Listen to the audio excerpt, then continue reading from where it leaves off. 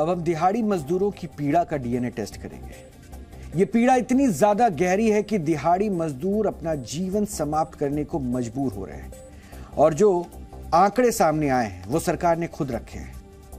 क्या आपको पता है कि वर्ष 2021 में हर दिन औसतन 115 दिहाड़ी मजदूरों ने आत्महत्या की? सोचिए जरा, वो कौन सी मजबूरी रही होगी कि 2 वर्ष पहले हर घंटे 5 मजदूरों को मौत का रास्ता चुनना पड़ा। आज हम आपको दिहाड़ी मजदूरों के दर्द का पूरा सच दिखाएंगे, लेकिन उससे पहले आप जरा इन तस्वीरों को देखिए। तस्वीरें कोरोना काल के दौरान लगाए गए लॉकडाउन की है। वर्ष 2020 में जब भारत कोरोना संक्रमण के खौफ से गुजर रहा था, तो कोरोना संक्रमण रोकने के लिए 25 मार्च से लॉकडाउन की घोषणा की गई थी। लॉकडाउन की वजह से बाहर निकलने पर पाबंदी थी। जरूरी सेवाओं को छोड़कर सब कुछ बंद हो चुका था। छोटे छोटे बच्चों को गोद में उठाए माता पिता चले जा रहे थे। इनके सामने संकट था रोजी रोटी का।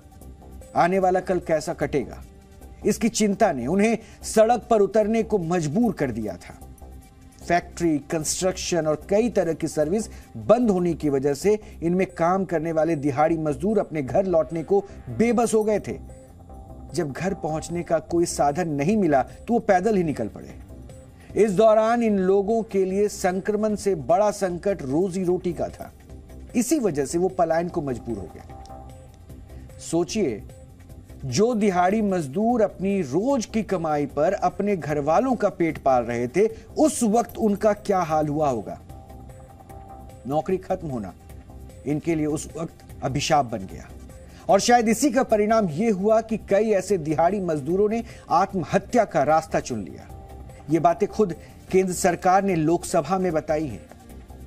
13 फरवरी को लोकसभा में श्रम और रोजगार मंत्री भूपेंद्र यादव से सवाल पूछा गया कि क्या यह सच है कि पिछले कुछ वर्षों में आत्महत्या से मरने वालों में सबसे बड़ी संख्या दिहाड़ी मजदूरों की है।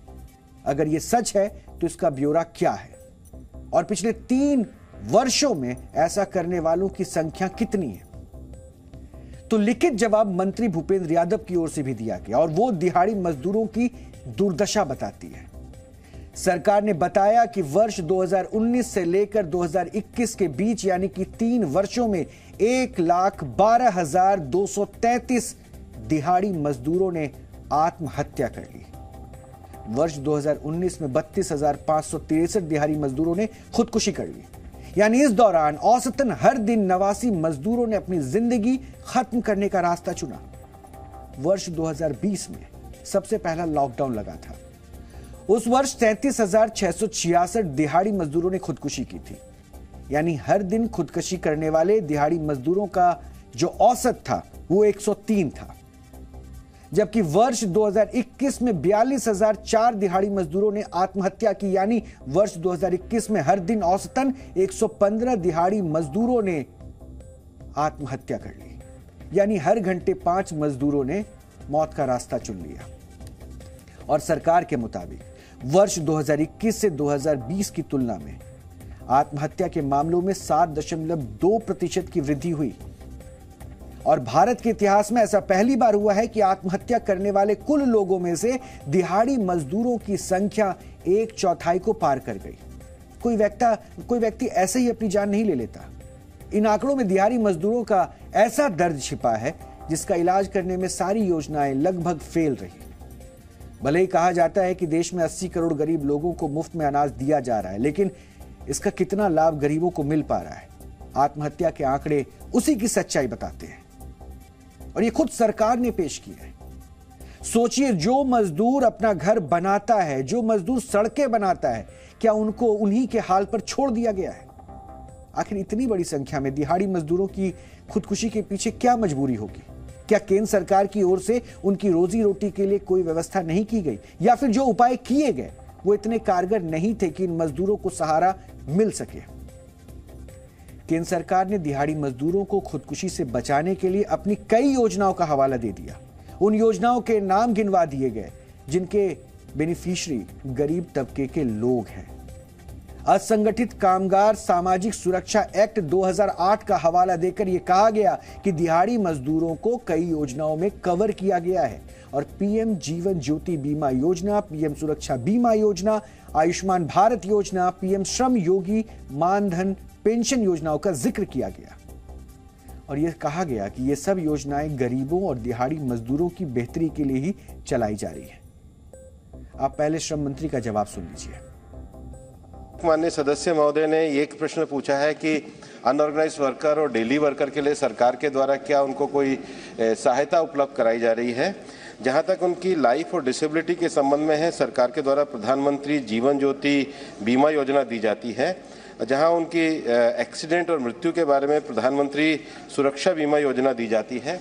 जो छोटे कामगार हैं उनके लिए देश में स्वास्थ्य के अंतर्गत आयुष्मान भारत प्रधानमंत्री योजना चलाई जाती है। उसके साथ ही साथ उनके जो भविष्य की सामाजिक सुरक्षा का विषय है उसके लिए सरकार के द्वारा प्रधानमंत्री श्रम योगी मानधन योजना चलाई जाती है। इसके अतिरिक्त भी पूरे देश में one nation one ration card और जिन ग्रामीण क्षेत्र में जिन वर्करों को रोजगार उपलब्ध नहीं होता है उनके लिए Mahatma Gandhi national rural employment scheme और सरकार की अन्य चलने वाली योजनाएं जैसे दीनदयाल उपाध्याय ग्रामीण कौशल योजना, प्रधानमंत्री आवास योजना, गरीब कल्याण रोजगार योजना, दीनदयाल अंत्योदय योजना, ये सब योजनाएं उन सब श्रमिक वर्गों के लिए ही सरकार के द्वारा चलाई जाती है। ये बिल्कुल सच है कि हमारे देश ने नहीं, दुनिया ने वो वक्त देखा है जब सबसे बड़ी चुनौती हमारे सामने थी और यह भी सच है कि सरकार ने ऐसी कई योजनाएं लागू की जिससे इन दिहाड़ी मजदूरों की जिंदगी संभल सके, गरीबों के पेट में अन्न जा सके।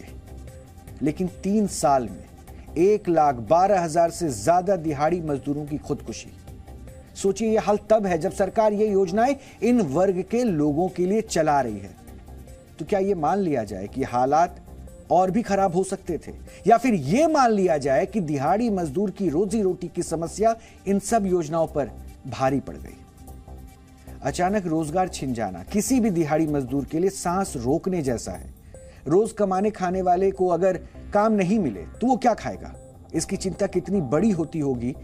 गरीबी, कर्ज, महंगाई, रोजगार छिन जाना या फिर काम नहीं मिलना, बीमारी, बड़ा परिवार, ये वो बड़ी बड़ी वजह हैं जिसके साथ उनको जूझना पड़ा, जो दिहाड़ी मजदूरों के लिए विपदा बन जाती है। और जब इनसे बचने का कोई भी रास्ता नहीं दिखता तो वो तभी खुदकुशी के लिए मजबूर हो जाता है।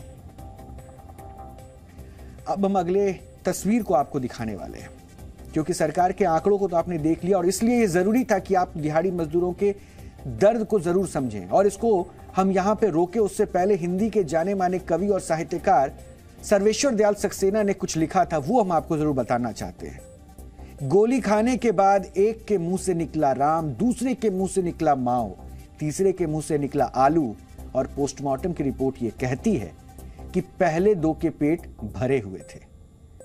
ये पंक्तियां शायद उन मजदूरों पर बिल्कुल फिट बैठती है जो बदहाली की वजह से खुदकुशी का रास्ता चुनते हैं।